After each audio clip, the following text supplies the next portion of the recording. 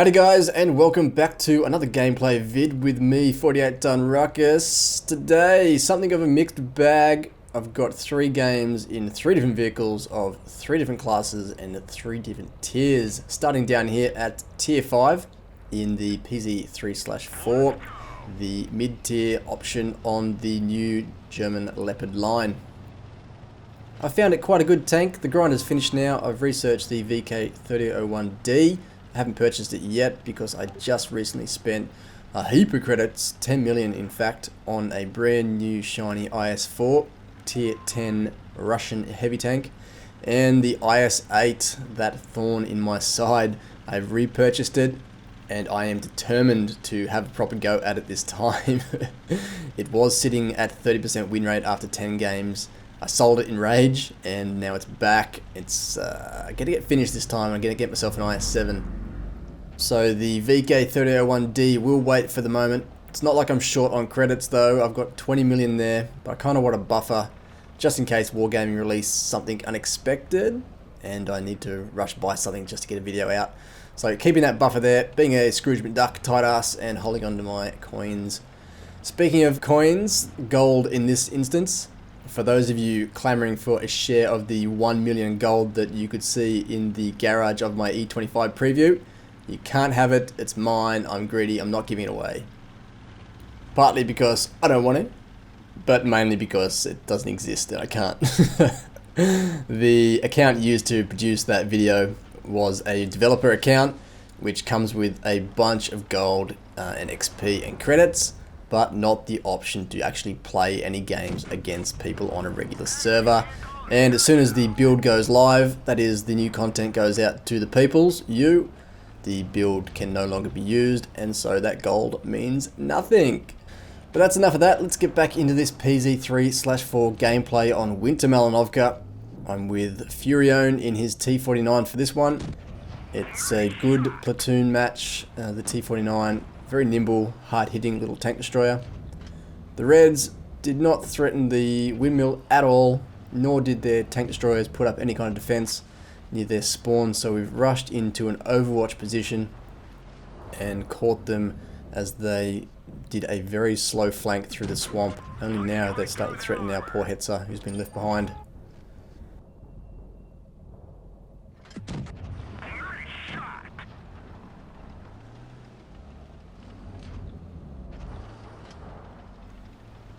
They've taken a lot of damage moving through there, so we're in a good position. Not really worried about the outcome of this one.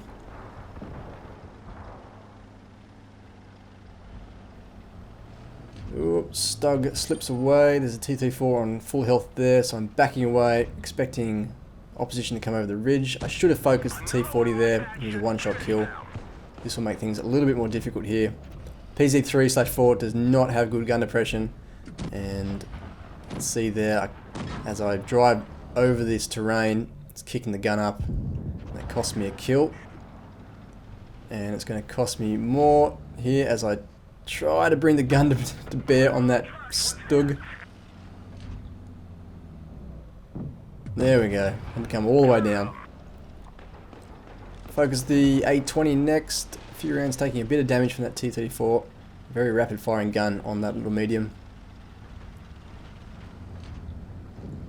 In behind the A20, big hit, leaves me on 14 hit points. Furione gets the kill. We move on. I loved the PZ3, the tank that precedes this PZ3/4.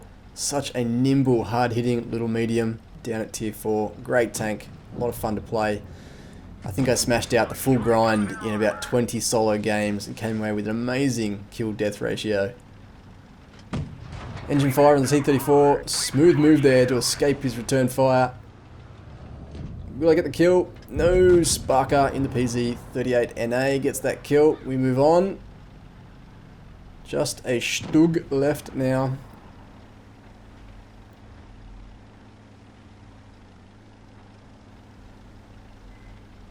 I really do need to buy the 3001D.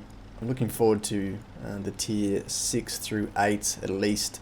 I've heard good things about the Leopard 1 at least. Not many people seem to like the prototype, but I've heard a lot of people saying that when used right, the Leopard 1 is a great tank, which is good news. I was a bit worried about the small map sizes and lack of armor and how that would affect its performance. A bit like the E25, I was a bit concerned about that really as well, especially when we found out that the preferential matchmaker did not actually exist. But I've been loving that tank and I'm looking forward to putting out some gameplay on it. There's the Stug. He's been AFK this whole game. Bad luck to the Reds for that one. Perhaps with him there they could have put up a better defense. Not to be though. Ram and the shot through the side for the kill. 3 for that game and 2 for Furion. Third class badge and the Brothers in Arms, 16k damage, 604 Furion, 13 shots fired, 11 penetrating hits, 40,000 credits, pretty good for a tier 5, and a bunch of XP. For the second game, we're on Fort Despair. This time, Box Tank's getting a run. This is an old match. I'm with Lone Road Ninja, who has not been active for quite some time now, unfortunately. Baby, come back. You can blame it all on me. Gonna move wide here to the flanking area. See what pops along. T43 there is gonna push out wide. Good news for me. He'll do some spotting. And Lone Road Ninja moves to the Alley of Death. He's 1S. Not top tier heavy in this tier 7 game. You want to be careful, especially as he's out there by himself. 1S is definitely a strong tank. I've played 400 games in it, I think, by now, with a pretty solid win rate. But by itself, it is vulnerable because of that really long reload.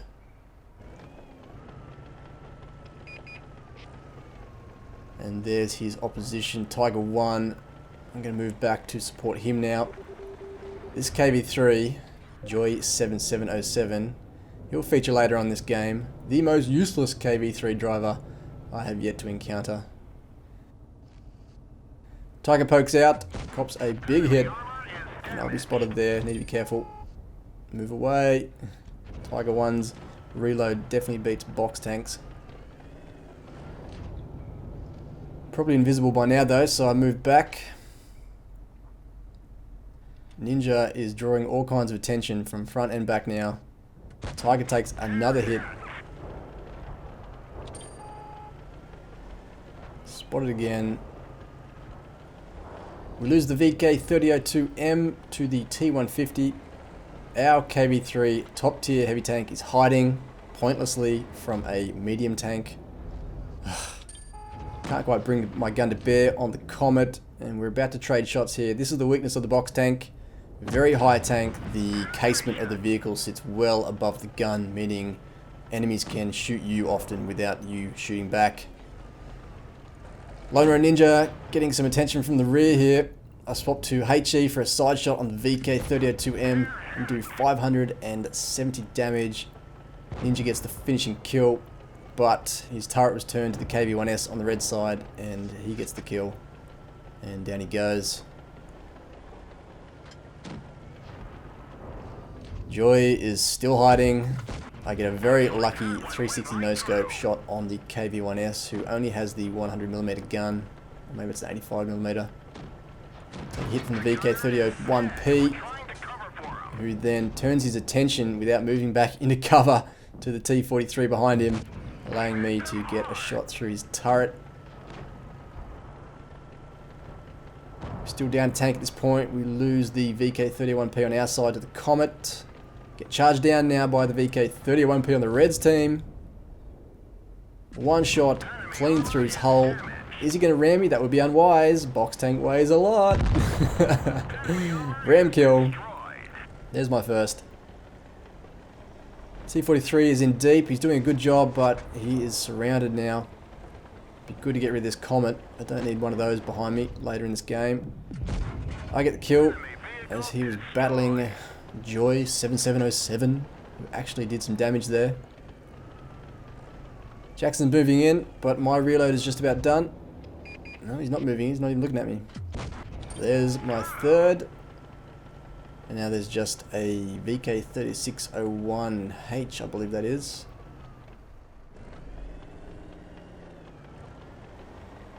My hit points are quite healthy at the moment, 540, but there he is. Not looking my way. Trade shots. I need to play more cautiously now. We're both 2-shot kills for each other.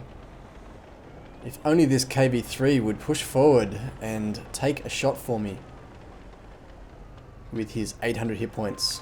I call for an attack. Come on, Joy. You can do it, mates. No. Yes, maybe he is going to move. No. Why is he waiting to see what I do? Ah, now what's he doing? Oh, it looks like he's reversing into cap. GG la. If you want something done right, you have to do it yourself in this game. Poke around. Why is the VK looking away? I think he's almost as bad a player as the KB3, who is now blocking my retreat. Oh. And only now will he move forward and take, of course, the kill. Joy, I hope in the time since this video was recorded, your skills have improved.